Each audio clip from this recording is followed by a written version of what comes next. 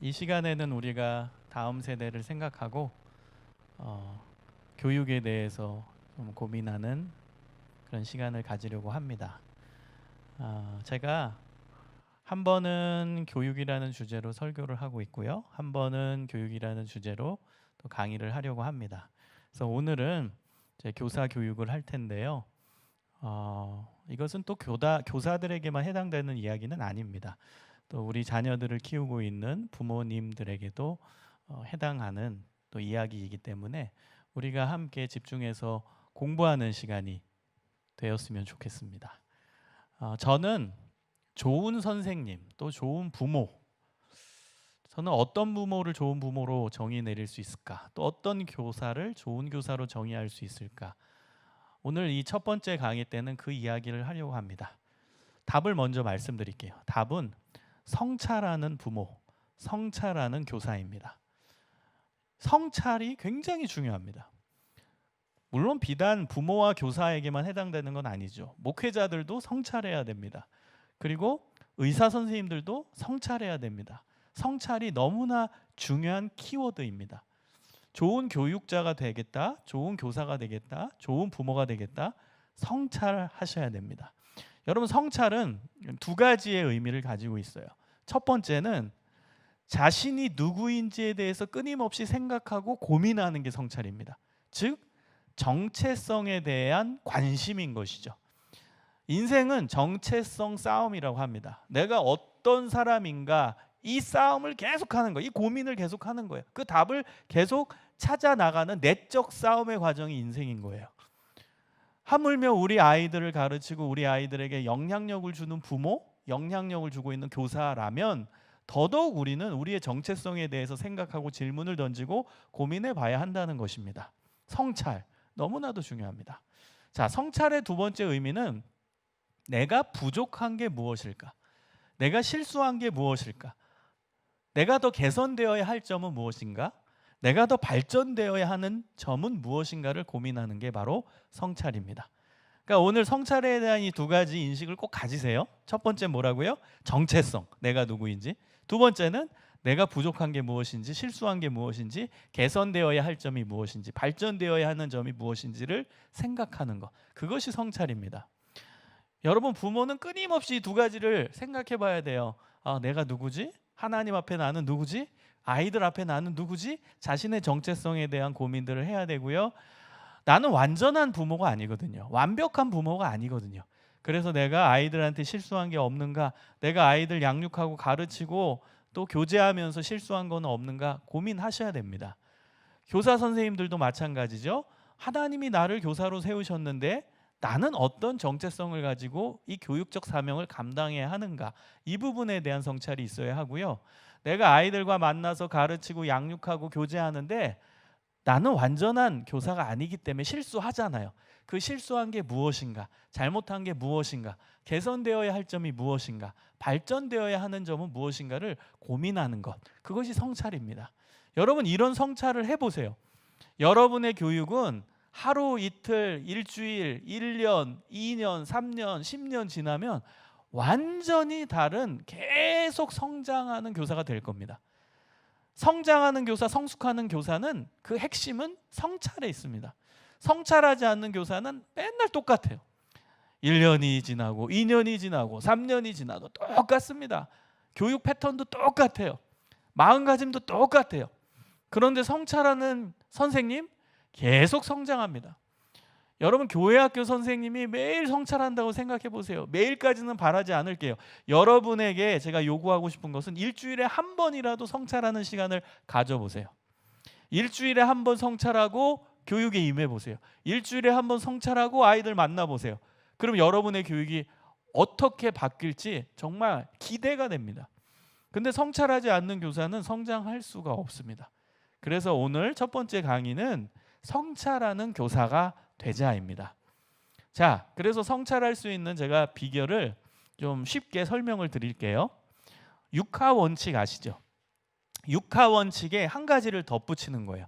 그 덧붙이는 것은 누구를입니다. 육하 원칙은 누가, 왜, 언제, 어디서, 무엇을, 어떻게, 이게 육하 원칙이잖아요. 거기에 한 가지를 더 첨부하는 것입니다. 그것은 누구를이라는 키워드입니다. 저는 이제 여러 군데에서 강의를 하는데요. 강의를 해보면 키워드 중심으로 교육을 했을 때 기억하시는 정도가 훨씬 더 큽니다. 그렇죠? 막 강의를 다 했는데 여러분이 기록을 하고 요약을 한다고 해보세요. 한 3시간만 지나고 저녁만 되면 잊어버려요. 그건 저도 그래요. 저도 가르치는 사람이 아니라 교육받는 대상으로 어디 세미나나 강의에 참여하면 한 몇 시간 지나면은 다 잊어버려요. 그런데 놀라운 것은 키워드를 가지고 강의를 하면은 기억하시더라고요. 그래서 저도 여러분의 삶에, 여러분의 교육에 계속 의미를 주기 위해 여러분 기억하셔야 되잖아요. 기억하실 수 있는 노하우를 알려드릴게요. 그것은 바로 키워드를 가지고선 여러분 교육에 임하시라는 것입니다. 성찰에 임하시라는 겁니다. 그 7가지 키워드를 방금 알려드렸어요. 한번 다시 반복해 볼까요? 누가, 왜, 언제, 어디서, 무엇을, 어떻게. 뭐 이 순서는 여러분 편하게 하세요. 언제, 어디서, 누가, 무엇을, 어떻게, 왜. 이렇게 외우시는 분도 계시죠. 육하원칙. 거기에 한 가지를 더 덧붙이라고 말씀을 드렸어요. 한 가지 더 뭐였죠? 누구를. 네, 누구를입니다. 이 7가지가 만들어집니다. 그럼 이 7가지 키워드를 가지고 질문을 만드는 거예요. 질문 만들기. 저는 이것을 성찰에 대한 질문, 성찰을 위한 질문이라고 명명하고 싶어요. 여러분 질문 만들기를 잘 하셔야 돼요. 근데 키워드만 기억하시면 된다고 했어요. 육하원칙 더하기 누구를. 자, 하나씩 진행해 볼까요? 먼저 어떤 키워드를 가지고 질문을 만들 거냐면 누가라는 키워드와 왜라는 키워드를 가지고 질문을 한번 만들어 보려고 합니다. 자, 누가라는 키워드를 가지고 질문을 만들면 이렇게 만들 수 있어요. 교사인 나는 누구인가? 교회학교 교사인 나는 누구인가? 교회학교 교사 본인에 대한, 여러분 이 채널 시청하고 계시는 여러분, 교회학교 교사로 수고하고 계시고 봉사하고 계시는 여러분에 대해서 분석하는 질문입니다. 나는 누구인지 이거예요. 나는 누구인가? 교회학교 교사인 나는 누구인가? 그 다음에 두 번째 키워드 왜라는 이 키워드를 가지고 질문을 만들면 나는 왜 아이들을 만나고 가르치고 양육하고 교제하는가? 그리고 또 다른 질문은 뭐겠어요? 나는 왜 교사가 되었는가? 여러분 누가와 왜 이 2가지 키워드는 정체성을 형성하는 데 있어서 가장 중요한 2가지 키워드이고 그 키워드로 만든 질문이 가장 중요한 정체성을 깨닫게 하는 질문입니다. 자, 그러면 시청자 여러분께서 스스로 답을 해보세요. 여러분 누구세요? 교회학교 선생님들 여기 시청하고 계실 텐데요. 여러분 누구십니까? 질문을 던졌으면 그 질문에 대한 답이 있어야 되죠. 그럼 그 답을 여러분은 어떻게 생각하세요? 답. 누구이지? 난 누구지? 나는 왜 애들 가르치지?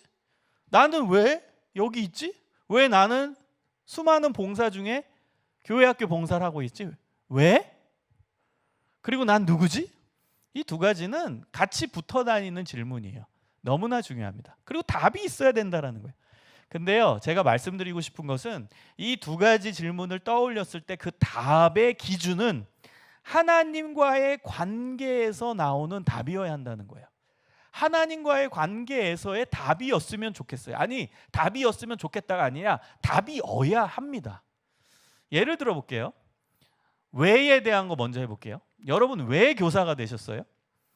제가 어느 교회에 이제 세미나를 갔을 때 이 질문을 선생님들한테 던졌어요. 그리고 부탁을 드렸습니다. 어떤 부탁을 드렸냐면 선생님들 여기 어디 뭐 녹음되는 것도 아니고 아무것도 아니니까 편하게 얘기해 주세요. 솔직하게 해 주세요. 제가 알고 싶어서 그렇거든요.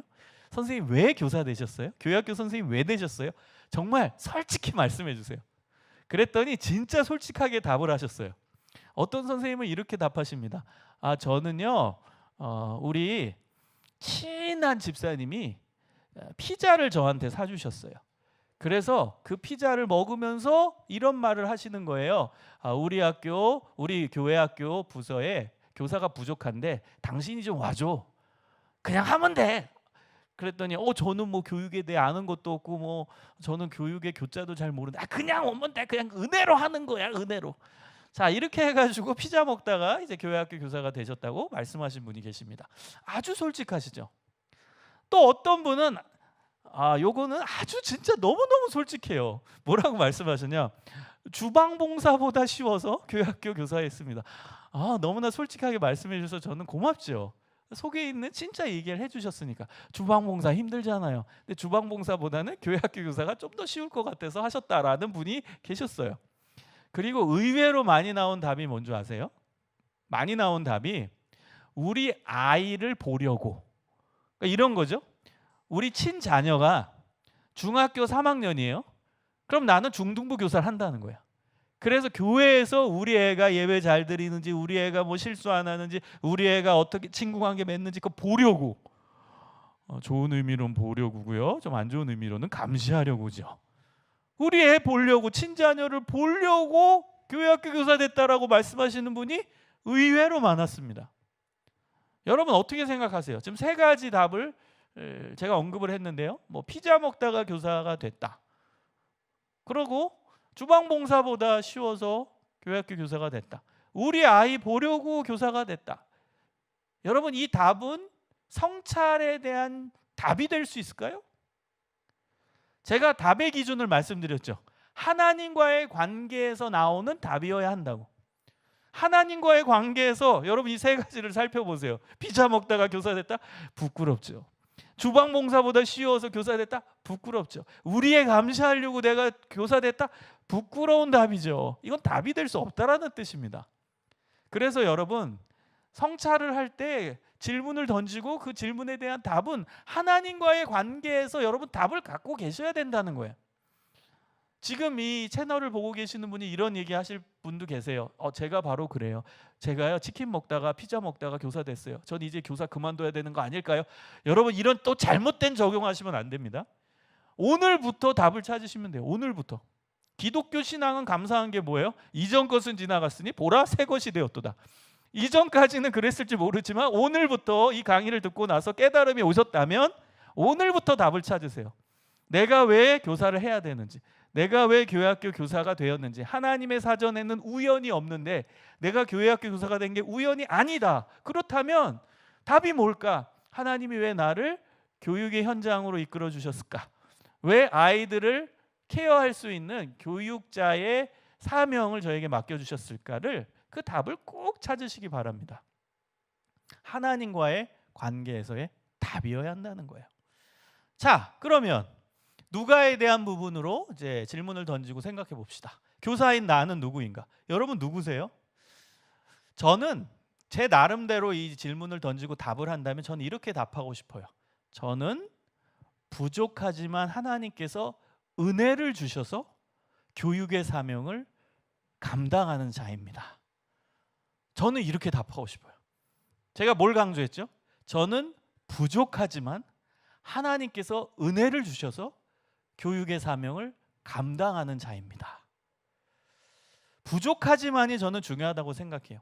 여러분 우리 자녀들이, 우리 아이들이 학원 다니잖아요. 국어, 영어, 수학 학원들 다니는데요. 그 학원에 가면 그 학원 강사 선생님은 전문가들이에요. 맞죠?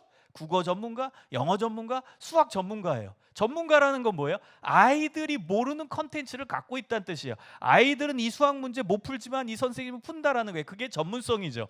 전문성이 있기 때문에 전제가 뭐예요? 나는 알고 있고 얘는 모른다예요. 학생은 모르고 선생은 안다예요. 난 가지고 있고 학생은 안 가지고 있다는 거예요. 그 실력을. 그래서 내가 가진 걸 나눠주겠다. 내가 가진 걸 주겠다라는 게 그게 일반 교육의 전제입니다. 그러면 학생은 무조건 따르죠. 선생님이 하는 게 답이죠. 선생님이 말하는 게 무조건 답이죠. 선생님을 바라봐야 되죠. 선생님이 그냥 가진 자니까, 알고 있는 자니까 선생님 따라가는 거예요. 그건 일반 교육입니다. 그런데 여러분, 교회학교 교사는 성경을 가르치는 교사이죠. 그럼 여러분, 성경에 대해서 완벽하게 알고 계셔서 가르치십니까? 성경 말씀대로 100% 다 지키시기 때문에 여러분 교육의 현장에 있으신 겁니까? 국어, 영어, 수학처럼 아이들보다 내가 성경을 많이 알고 있기 때문에 내가 성경을 가르쳐주기 위해, 성경의 내용을 내가 쏟아내기 위해, 쟤는 모르니까 내가 알려줘야 돼. 그런 관점으로만 교사를 하고 계십니까? 저는 그렇지 않다고 봐요. 우린 부족해요. 우리가 성경을 안들 얼마나 알겠습니까? 우리가 성경을 진짜 국어, 영어, 수학 선생님처럼 내가 이 컨텐츠를 완벽하게 이해하고 다 깨달았다, 그렇게 말할 자신 있는 분이 여기 계실까요? 아무도 없죠. 우리가 성경을 안들 얼만큼 알겠습니까? 하나님이 알려주시는 만큼 아는 거죠. 그래서 우리는 겸손해야 돼요. 우리가 하나님의 말씀대로 산다 한들 아이들보다 훨씬 뛰어나게 우리가 하나님의 말씀대로 살고 있다고 자신할 수 있는 분이 여기 어디 있겠습니까? 아이들이 우리보다 말씀대로 더 순수하게 잘 지킬 수도 있는 거죠. 그래서요, 우리의 정체성, 누가에 대한 질문에 대한 답은 부족하지만이 들어가야 돼요. 나는 부족해요. 나는 부족해요. 부족하니까 어때요? 겸손해야 되죠. 부족하니까 교만할 수 없죠. 여러분, 부족한 사람이 교만할 수 있어요? 부족한 사람이 내가 이거 많이 아니까 얘네들 가르친다, 너네 나 따라와, 내 맘대로 할 거야, 이럴 수 있어요? 절대 그럴 수 없습니다. 부족한 사람은요, 겸손하게 됩니다. 겸손하게. 자, 겸손한 사람은 어떠한 실천으로 나아가냐? 배우려 합니다. 이게 정확한 실천이에요. 부족하다, 그래서 겸손하다, 그런 사람은요, 배우려고 합니다. 그럼 교회학교 교사는 누구로부터 배워야 되죠? 첫 번째는 하나님으로부터 배워야 되죠. 하나님의 말씀을 듣고 하나님의 말씀을 읽고 하나님의 말씀을 묵상하고 하나님의 말씀 속에서 우리는 계속 배워가야 됩니다. 기도하면서 하나님이 주시는 통찰을 깨닫고 계속 배워가야 됩니다. 우리는 하나님으로부터 계속 배워야 돼요. 교회학교 교사인데 하나님과 교제하지 않아. 교회학교 교사인데 말씀을 읽질 않아. 교회학교 교사인데 말씀을 묵상하지도 않아. 기도도 안 해. 그럼 교회학교 교사로서 엄청 부족한 거죠. 여러분, 부족한 사람은 배워야 된다니까요. 겸손하게. 하나님으로부터 배워야죠. 하나님으로부터 배운다는 건 말씀을 통해서 우린 배우는 거예요. 자, 두 번째, 우리는 공부를 통해서 배워야 돼요. 이 시간도 지금 공부하는 것이죠. 여러분, 어찌 보면은 이 시간은 지금 공부하는 거예요. 딱딱할 수도 있어요. 그러나 여러분, 공부하셔야 돼요. 교회학교 교사 열심히 공부해야 됩니다. 저는요, 교육학자입니다. 그래서 일반 학교들을 자주 가요. 일반 중고등학교들 연구하러 많이 가거든요. 뭐 선생님들 교육하러 가기도 하고, 또 물론 교장 선생님들 모여 있는 그런 공동체도 있어요. 거기 제가 강사로 또 가기도 해요. 그러면 이분들 얼마나 열심히 공부하는 줄 아세요? 여러분, 일반 학교의 선생님들은 방학마다 연수가 있어요. 그리고 세미나도 많이 참여해야 돼요. 그리고 그룹 지어서 스터디 그룹도 해요. 그리고 외부 강사가 와가지고 저처럼 가가지고 계속 공부시켜요. 교육도 시키고. 선생님들 진짜 열심히 공부합니다. 그러면 일반 교육보다도 가장 중요한, 비교도 안 될 만큼 가장 중요한 신앙교육을 하는 교회학교 선생님들 얼만큼 공부하고 계십니까? 여러분이 일반 교육을 하는 선생님보다 나아야 될 거 아닙니까? 일반 교육을 가르치기 위해서 열심히 공부하는 사람들보다도 훨씬 더 열심히 공부해서 신앙 교육을 해야 될 거 아닙니까? 그래서 우리는 배워야 돼요. 공부를 통해 배워야 됩니다. 전문적인 공부해야 돼요.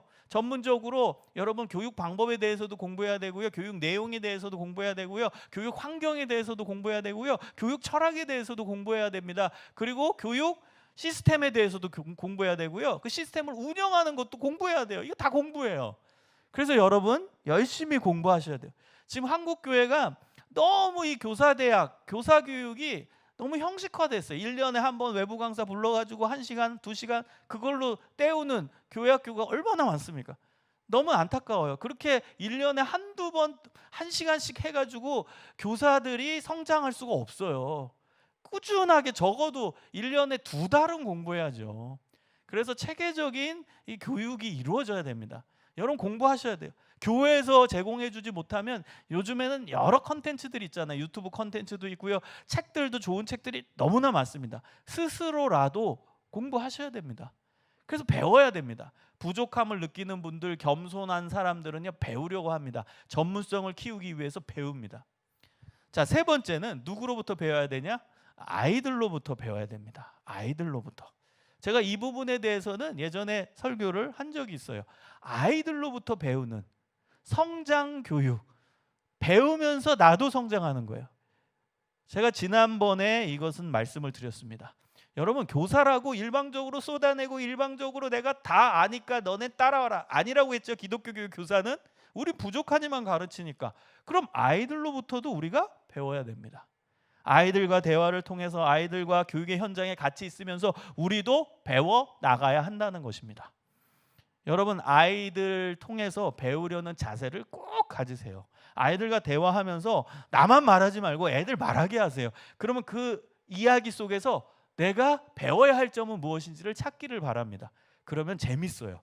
그 다음에요, 매너리즘에 안 빠져요. 그리고 지치지 않습니다. 여러분, 저는요 지금 학교에서도 가르치고 가르치는 현장에 있는 사람이거든요. 그러면 저도 이게 직업이잖아요, 가르치는 게. 그럼 백날 좋아서 하겠어요? 저도 지쳐요. 가르치면요 뭐 배고프고 지치고 또 강의가 뭐 하루에 뭐 5시간 6시간 이상이 되면은 저도 인간인지라 지칩니다. 아무리 좋은 것도 계속하면 지쳐요. 근데 지치지 않는 비결이 뭔지 아세요? 항상 강의실에 들어갈 때마다 나는 학생들로부터 배우겠다. 나는 오늘 내가 가르치는 부분도 있지만 학생들과 토론하고 이야기하면서 나도 배워야겠다. 그 마음가짐을 가지고선 그리고 이제 강의실에 들어갑니다. 그러면 진짜 배워요. 놀랍습니다. 제가 강의할 거는 강의하고 그다음 저는 토론을 또 많이 시키거든요. 그럼 학생들의 이야기를 들어요. 들으면서 제가 알지 못하는 걸 깨달아요.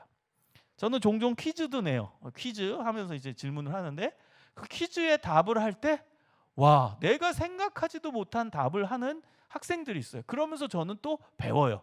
그럼 전 솔직히 얘기합니다. 내가 생각지도 못한 답을 했다고. 나는 당신으로부터 배웠다고. 학생한테 저는 이렇게 얘기해요. 그러면요 지치지 않아요. 지칠만 할 때 또 새 힘을 얻고요. 배우니까 또 신선하고 나도 배우니까 나도 성장하니까 좋고. 그래서 여러분 정리합니다. 나는 부족해요. 그게 정체성이에요. 그럼 부족하니까 어떻게 한다고요? 겸손하죠. 겸손하니까 어떻게 한다고요? 배우려 하죠. 누구로부터 배운다? 첫 번째 하나님으로부터 배운다. 말씀과 기도를 통해 배우죠. 두 번째는 열심히 공부하면서 이제 배워야 한다라는 거예요. 전문적인 교육 서적들도 읽고 교육의 실제에 관련된 책들도 많이 나오거든요. 그것도 읽고 유튜브 컨텐츠 좋은 것들도 많거든요. 교육 컨텐츠. 그거를 통해서도 또 배우고. 그다음 세 번째는 학생으로부터 또 배워야 한다는 거예요. 학생과 대화하고 학생과 나누고 학생들의 이야기를 들으면서 배워가는 시간을 갖는 겁니다. 그러면 얼마나 행복한지 몰라요. 그래서 부족하지만 우리는 하나님이 은혜를 주셔서 가르치는 현장에 있는 자, 이게 우리의 정체성. 누가라는 키워드에 대한 답입니다. 나는 누구인가? 나는 이런 자입니다. 부족하지만 하나님이 은혜를 주셔서 가르치는 현장에 있는 자고, 그래서 나는 겸손하고 그래서 나는 배우려 합니다. 이것이 우리의 답이어야 한다는 것입니다. 자, 그 다음 이제 키워드로 갈까요? 그 다음 키워드는 언제와 어디서입니다. 여러분 이 키워드를 가지고 질문을 한번 만들어 볼게요. 나는 언제 아이들을 만나고 가르치고 양육하는가? 나는 언제 아이들을 만나고 가르치고 양육하는가? 지금 제가 강의를 하시면서 지금 보고 계시는 우리 시청자분들은 한번 답을 해보세요. 여러분 언제 교회 학교 아이들을 만나고 뭐 가르치고 또 놀기도 하고 언제 하세요? 언제? 그 다음에 어디서라는 키워드를 가지고 또 질문을 만들어 보세요. 나는 어디서 아이들을 만나고 가르치고 양육하는가? 어디서? 여러분 어디서 하세요? 그러면 지금 이 코로나 시기라서 뭐 교회에서 많이 만나지 못하지만 코로나 이전에는 대부분 이렇게 답하십니다. 저는 주일에 교회에서 아이들 만납니다. 주일에 10시부터 12시까지 교회에서 아이들 만납니다. 주일에 8시부터 10시까지 교회에서, 교회 본당에서 혹은 교회 소예배실에서, 교회 아동부실에서, 교회 청소년부실에서 아이들 만납니다. 여러분 제가 성찰을 뭐라고 했죠? 성찰은 잘하는 걸 얘기하는 거예요? 아니라고 했죠. 성찰은 부족한 점, 실수한 점, 개선되어야 될 점, 발전해야 되는 점을 얘기하는 게 성찰이라고 말씀을 드렸죠. 그렇죠? 그러면 주일에 교회에서 아이들 만나는 게 잘한 거예요? 이건 잘한 게 아니죠. 당연한 것이죠. 여러분 전 세계 교회학교 교사들이 반드시 지키는 게 뭐예요? 주일날 교회 나오고 주일날 교회에서 아이들 만나는 거. 이거는 교회학교 교사라면 100% 다 한다라고 믿어요. 이것도 안 하면 그건 교회학교 교사로서 말할 수가 없죠. 교회학교 교사라고 말할 수가 없는 거죠. 그래서 주일날 교회에서 아이들 만나고 가르치고 양육하는 거는 그건 교회학교 교사라면 당연히 해야 되는 거예요. 그건 잘한 게 아닙니다. 당연한 겁니다. 그럼 성찰은 뭐예요? 부족한 점이에요. 그럼 여러분 이 성찰에 대한 질문, 이 성찰 질문에 대한 답은 뭐겠습니까? 주일에 교회에서가 답이겠어요? 아니겠죠. 주일 외에, 주중에서, 교회 외에 다른 장소에서가 나와야 되는 거죠. 그 부분을 성찰하는 거예요.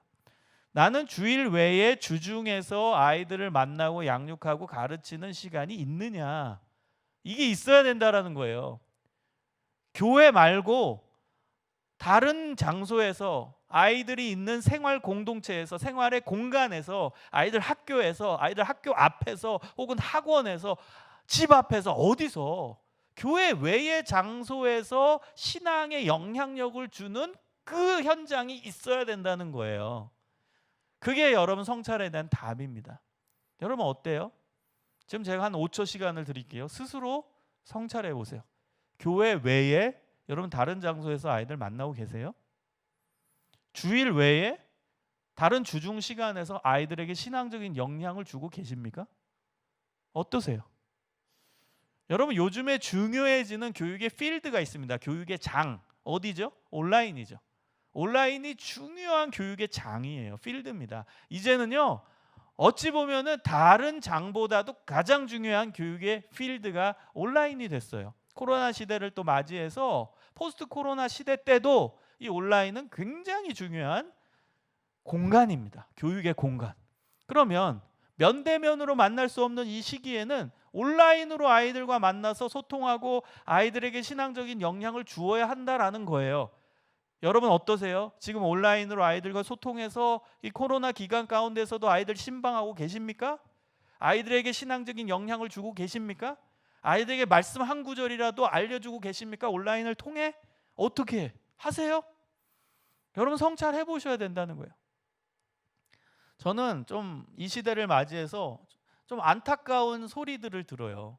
저는 교육의 현장에 있으니까 뭐 교육부 목사님들, 뭐 전도사님 이야기도 많이 듣고요. 또 교사 선생님들 얘기도 제가 많이 들어요. 들으려고 노력해요. 좀 연구도 해야 되고 또 이 시대 가운데 어떻게 교육을 끌고 갈 수 있을까를 또 대안을 마련해야 되기 때문에. 그런데요, 코로나 초창기에는 선생님들도 절박감이 있었어요. 목회자들도 절박감이 있었어요. 야, 이거 어떡하지? 예배를 면대면으로 못 드리네. 현장 예배를 못 하네. 어떡하지? 이런 안타까운 상황이 왔네. 너무 절박했어요. 그런데 코로나가 3개월, 4개월, 5개월, 6개월 지나면서 점점 어떻게 되는 줄 아세요? 지금 편안함을 느끼는 분들이 의외로 많습니다. 편안함을 느껴요. 그냥 관성의 법칙으로 편안함에 익숙해지는 거예요. 오늘 뭐 못 드리지, 코로나인데 뭐 못하지 뭐. 뭐 코로나 시기인데 어떻게 주중에 뭐 애들 만나겠어. 코로나인데 뭐 그냥 온라인으로 그냥 일주일에 한 번 예배하면 되지. 너무나 편안함에 익숙해지는 우리의 모습을 보게 됩니다. 그런 소리들을 전 굉장히 많이 들어요, 요즘에. 여러분 그러면 안 됩니다. 절대 그러면 안 돼요. 여러분 지금 면대면으로 하려는 계획들을 그냥 연기하는 차원에서 교회 학교 프로그램들을 연기하고 2학기로 연기하고 내년으로 연기하는 게 답이 아닙니다. 그럼 2학기 때 2차 파동이 오면 어떡할래요? 내년까지 코로나가 안 끝나면 어떡할래요? 계속 연기할래요? 올해 해야 될 거 내년으로, 내년에 또 못하면 내후년으로 계속 연기만 하실래요? 그리고 여러분은 그냥 뭐 어쩔 수 없잖아 라고 합리화하실래요? 그러면 안 된다는 겁니다. 여러분 지금도 계속 움직여야 돼요. 지금도 오히려 지금 이 시기에는 더 아이들 붙잡아야 되고 아이들을 영적으로 이끌어야 되는 시기입니다. 여러분 인간은 게으름에 금방 익숙해집니다. 우리 애들은 더더욱 그렇죠. 그렇기 때문에 신앙적인 부분에서도 게으름이 오면 안 되거든요. 그럼 여러분이 주중에서 교회 외의 장소, 온라인 공간이라도 여러분 계속적인 신앙의 영향력을 주기 위해 노력하셔야 된다는 거예요. 뭐 아이디어는 많죠. 뭐 온라인으로 큐티를 할 수 있고 또 화살기도라고 해서, 여러분 화살기도라고 아시죠? 순간순간 기도 제목이 떠오를 때 기도 제목 딱 올리는 거. 저는 예전에 어떤 공동체에서 해봤는데 너무 좋았어요. 단체 카톡 화살기도예요. 단체 카톡, 우리 반이면 우리 반 카톡을 만들어서 거기서 기도 제목이 떠오르면은 순간순간 기도 제목을 올리는 거예요. 기도 훈련으로서도 좋아요. 아이들과 해보세요. 그러면 계속 올라와요, 기도 제목. 이게 잘만 되면. 그리고 약속을 하는 겁니다. 우리 반 전체에 약속을 하는 거예요. 우리 단체 카톡 이 화살기도 공간에 기도 제목이 올라오면 어느 곳에 있든지 어디에 있든지 30초간 기도해 주기. 그 기도 제목을 위해 기도해 주기. 약속을 하는 거예요. 그럼 이거 잘 되면은 막 올라옵니다. 아침에는 이런 것도 올라와요.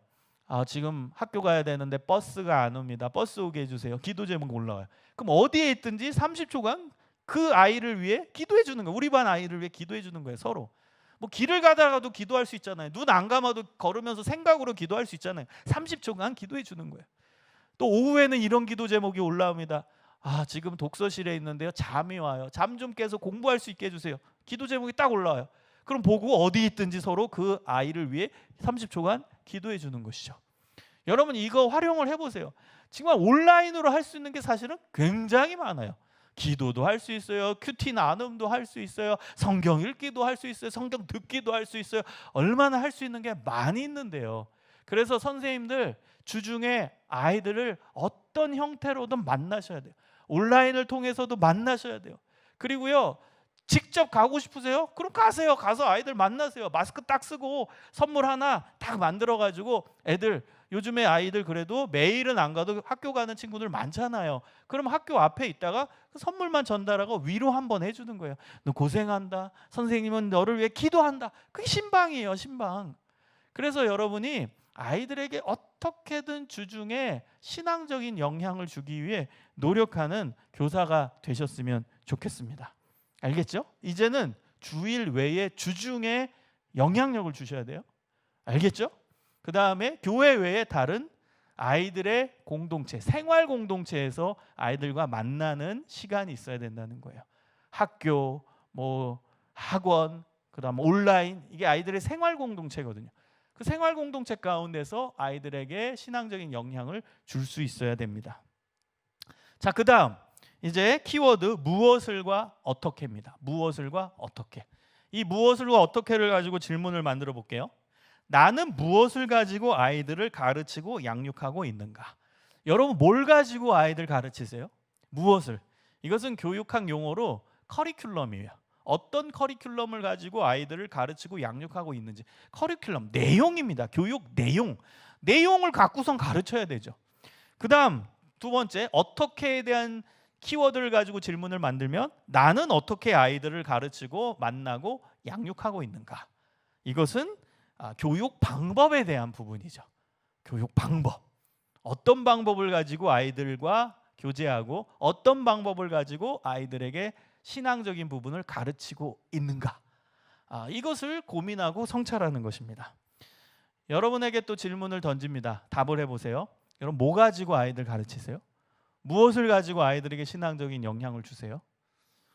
답이 나와야죠. 어떤 답? 여러분 우리는 교회학교 교사는요 성경 가르치는 교사입니다. 그 정체성을 반드시 확고하게 깨달으세요. 우리는 성경 가르치는 교사예요. 아무리 재밌게 말하는 사람이라도 우린 만담가가 아니에요. 유머하는 개그맨이 아닙니다. 우리는 성경 가르치는 교사예요. 아이들 눈높이 정말 잘 맞춘다고 아이돌 정보에 대한 빠삭한 분이 계셔도 우린 아이돌 정보 제공해 주는 사람이 아니라 성경 가르치는 선생님이에요. 그런데요, 저는 이제 교회 학교를 탐방 갈 때가 많은데 선생님들 교육하는 부분들을 보면 이분이 성경 가르치는 교사라는 정체성을 확고히 갖고 계신 분인지 아닌지 헷갈릴 때가 많아요. 어떤 선생님은요, 방금 얘기한 것처럼 젊은 선생님이에요. 그래서 애들 눈높이 맞춘다고 아이돌 그룹 정보를 다 얘기해요. 야, 어느 그룹 아냐?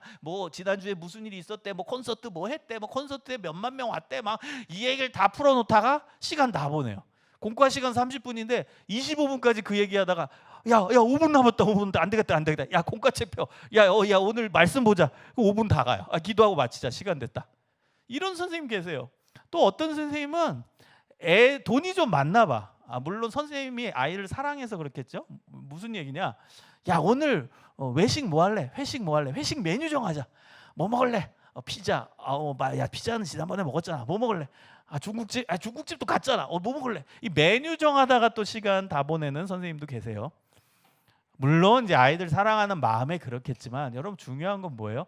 우리는 뭐 회식 메뉴 정하든 뭐 아이돌 그룹 얘기하건 또 선생님이 일상 속에서 일어났던 일들을 풀어놓던 목적은 뭐예요? 성경을 잘 가르치기 위해서 아이들 마음 문을 열게 하는 거예요. 그런 것은. 그렇죠? 근데 우리는 마음 문을 열게 하는데 시간을 다 보내는 경우들이 있다라는 거예요. 우리는 성경 가르치는 교사예요. 그 성경 가르치기 위해 아이들 마음 문을 열게 하기 위해서 그래서 아이돌 그룹도 얘기하고 그다음에 뭐 끝나고 뭐 먹으러 갈까 이 얘기도 하는 거예요. 그래서 우리의 정체성은 뭐다? 성경 가르치는 교사다. 이걸 확고히 가지세요. 그러면 여러분 어떻게 해야 돼요? 공과 준비 철저히 해야 됩니다. 제가 공과에 대한 이제 준비도 또 교육을 할 거예요. 공과 어떻게 준비해야 되냐? 공과 준비 확실하게 해야 됩니다. 공과 준비가 안 돼가지고 그 다음에 내가 그냥 일상적으로 일어났던 일들을 막 얘기하겠다 이런 분들 계세요. 시청자분들 중에서는 안 계시겠지만 제가 만나본 분 중에서는 오늘 뭐 하지? 아유 준비가 안 됐네. 그래서 그냥 일상생활 얘기 막 30분 얘기하다가 시간 다 보내는 분들이 간혹 있어요. 준비가 안 되면 그래요. 준비가 안 되면 자기 얘기하다가 끝나요. 준비 안 되면 성경 외 얘기들 하는데 시간을 다 보내는 경우가 많아요. 그래서 여러분 성경 열심히 보세요. 그리고 공과 준비 철저하게 해야 됩니다. 저는 공과 준비는 일주일 내내 해야 된다고 확신해요. 일주일 내내 하는 거예요. 공과 준비를 토요일 날 하는 게 아니에요. 월요일부터 준비를 하는 겁니다. 그래서 그것은 제가 다음에 공과 준비는 가르치도록 알려드리도록 하겠습니다. 자, 어떻게에 대한 부분은 뭐예요? 교육 방법이죠. 여러분 어떤 방법을 쓰십니까? 교육 방법. 아이들의 눈높이에 맞춘 교육 방법이 진행되어야 돼요. 옛날처럼 맨날 강의식, 그다음 주입식, 그다음에 뭐 암기식 그거 하지 말라는 게 아닙니다. 그런데요, 교육 방법을 저는 연구하는 사람인데요. 교육 방법도 때에 맞게 컨텐츠에 맞게 하는 거예요. 근데 우리의 문제는 뭐예요?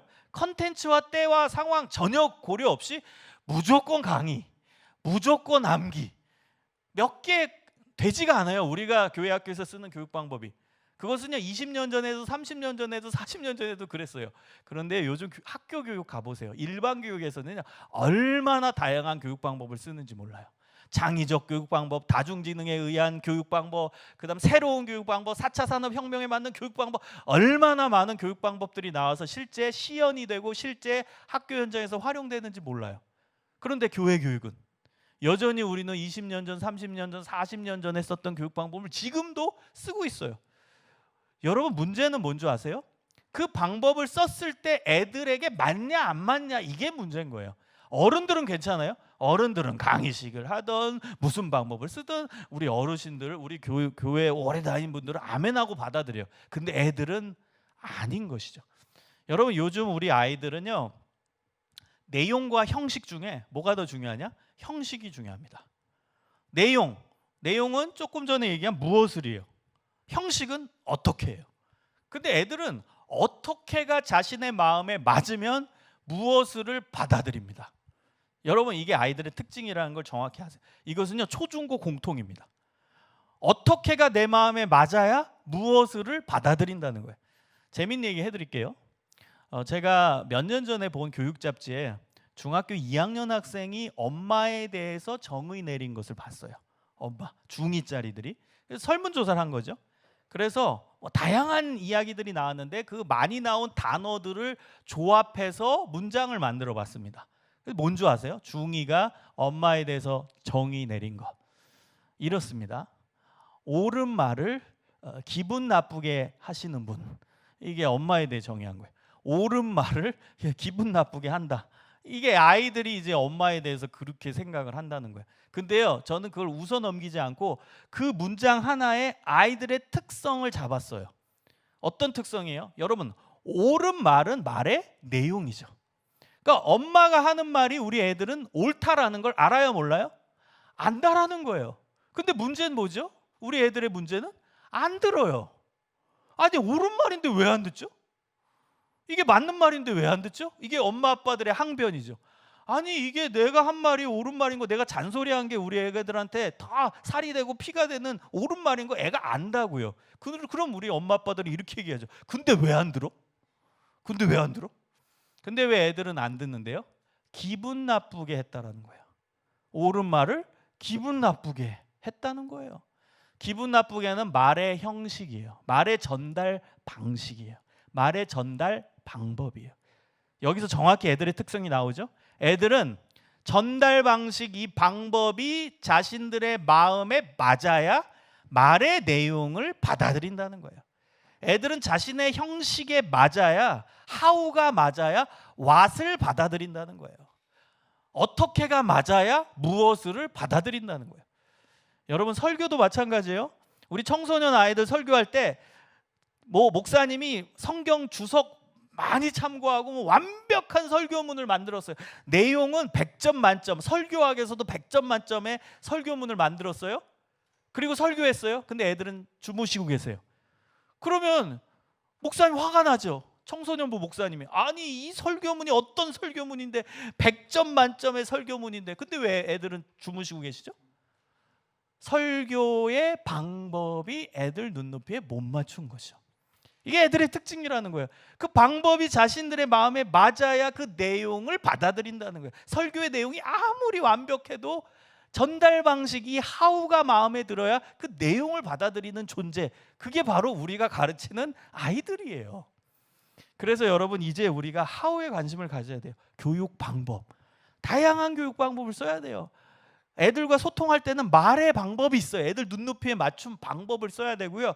애들 공과 진행할 때는 애들 눈높이에 맞춘 교육이 이루어집니다. 교육 방법을 써야 돼요. 애들 눈높이에 맞는 교육 방법을 사용하셔야 된다는 거예요. 그래서 이제는 how에 관심을 가져야 됩니다.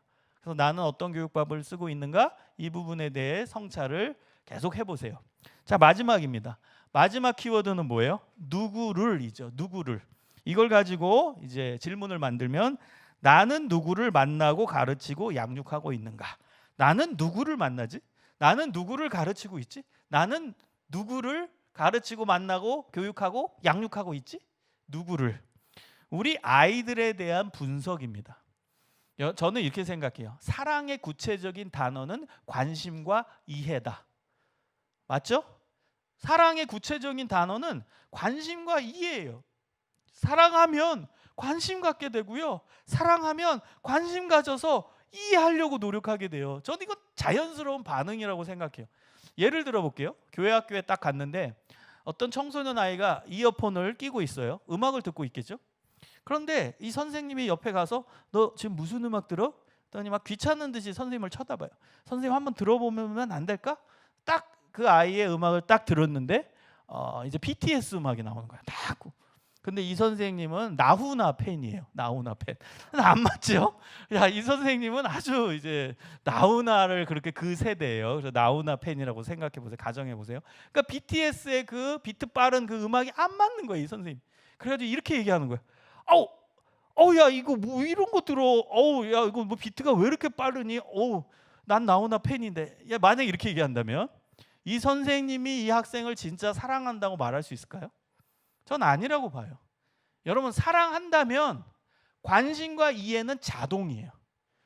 내가 비록 나훈아 팬이지만 내가 사랑하는 이 아이가 BTS 팬이니까 내가 BTS 음악을 들으려고 난 노력할 거예요. 내 스타일엔 안 맞아도 전 노력할 거예요. 왜? 이 아이를 사랑하니까. 사랑하니까 이 아이에게 관심 가지니까 이 아이가 왜 이 음악을 좋아하는지 난 이해하려고 노력해 볼 거예요. 이건 당연한 겁니다, 여러분.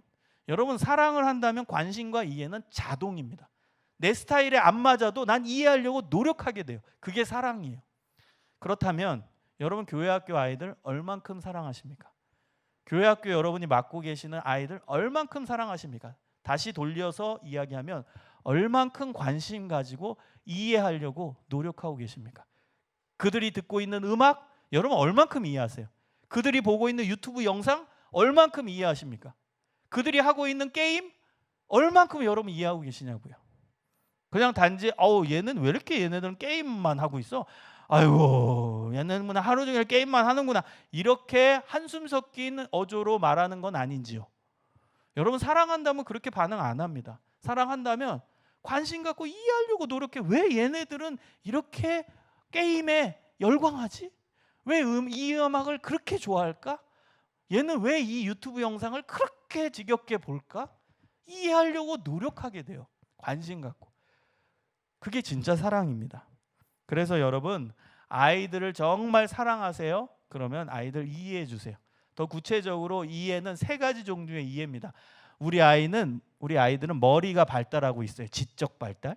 그다음 이 심리가 발달하고 있어요. 감정의 발달. 그다음 우리 아이들이 또래로 모였을 때는 공동체가 형성되죠. 공동체에서 나타나는 특성이 문화입니다. 그럼 우리 아이들의 문화를 이해해야 돼요. 세 가지 이해가 중요해요. 지적 이해, 심리적 이해, 문화적 이해. 이 세 가지의 이해를 하기 위해서 여러분은 부단히 노력하셔야 됩니다. 여러분, 한번 마지막으로 이런 질문을 던져볼게요. 지금 여러분이 교회학교 교사라면 맡고 계시는 학생들이 있죠. 4명이든 5명이든 얼만큼 일주일 동안 생각나십니까? 이건 아주 날카로운 질문이에요. 얼만큼 생각나세요? 월요일에 생각나세요? 화요일날 생각나세요? 수요일날 생각나세요? 언제 생각나세요? 일주일 내내 생각이 안 나요? 여러분, 얼만큼 생각나세요? 그게 사랑의 정도입니다. 만약에 지금 토요일에만 생각나, 그럼 이거는 사랑한다고 말하기 어려워요. 내일 내가 주일이라서 아이들 만나야 되니까, 공과를 가르쳐야 되니까 토요일날 생각나는 건 그건 당연한 거예요. 그걸 사랑이라고 말할 수 없어요, 그건. 여러분, 반대로 이런 질문 던져볼까요? 지금 결혼하신 분들 이 채널 보고 계시다면, 여러분 친자녀는 일주일 동안에 언제, 얼만큼 생각나세요? 웃음이 띄어지죠. 항상 아닌가요? 수시로 아닌가요? 시시때때로 아닌가요? 월요일 하루만 생각나세요? 일주일간에? 아니죠. 우리 애가 지금 학교 갔으면 지금 마스크 잘 쓰고 있나 계속 걱정되죠. 지금 수업 잘 듣고 있나 계속 걱정되죠. 지금 학원은 잘 갔나 계속 걱정되죠. 버스는 지금 잘 탔나 계속 생각나죠. 이게 친자녀예요. 사랑하니까 계속 생각나는 거예요. 여러분, 진짜 우리 아이들 말로만 교회학교 아이들 사랑한다 사랑한다 말하는 건 아닌지 우리 자신을 돌아봤으면 좋겠어요. 진짜 사랑하면 친자녀만큼 생각나야죠. 진짜 우리 아이들, 교회학교 아이들이 내가 진짜 사랑하는 대상이다. 그럼 월요일에도 생각나야 되고 화요일에도 생각나야 되고 수요일에도 생각나고 계속 생각나야 되죠. 그게 진짜 사랑이에요. 여러분의 친자녀만큼 여러분이 맡고 계신 교회학교 아이들을 사랑하십시오. 그런 교사가 필요합니다.